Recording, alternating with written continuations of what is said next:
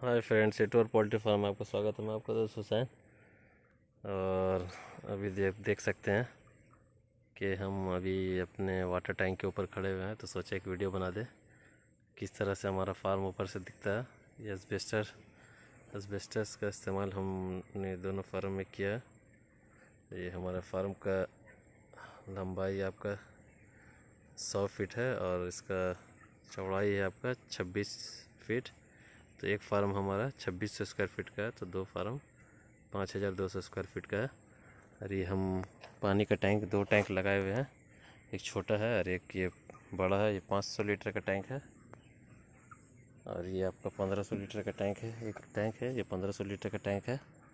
दो टैंक है, इसमें नॉर्मल पानी हम स्टोर करते हैं और ये छोटा टैंकी से हम जो भी मेडिसिन वगैरह होता है तो इसमें हम डाल के अपने चिक्स को देते हैं। ये इस तरह से ये सारा काम हम लोगों ने खुद से ही किया है। ये वाल्व नॉर्मल पानी चलाने के लिए, जैसे सादा पानी देना है वैक्सीनेशन के टाइम में, तो ये वाल्व खोल के हम सादा पानी सीधा चला देते हैं।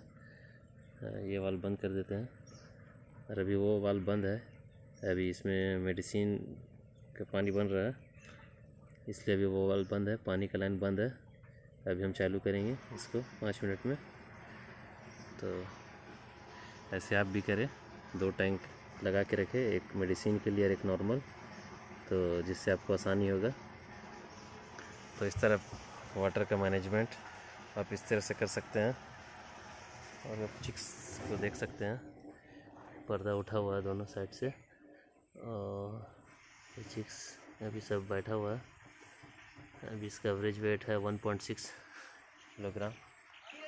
और ये हमारा एक छोटा सा शेड है उधर, जिसमें देसी चिक्स रखते थे, और एक और ये बना है जिसमें ये देसी चिक्स रखेंगे। वो हमारा मेन गेट है। ये ड्रिंकर्स वगैरह है, और वो छोटा सा पॉन्ड है जिसमें हम अभी तलपिया फिश का फार्मिंग कर रहे हैं। और ये अभी एरिया में क्लीन करके अभी हम सब्जी वगैरह थोड़ा सा लगाएंगे।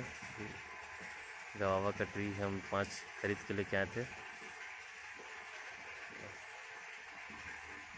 सरकारी वो एग्रीकल्चर ऑफिस से,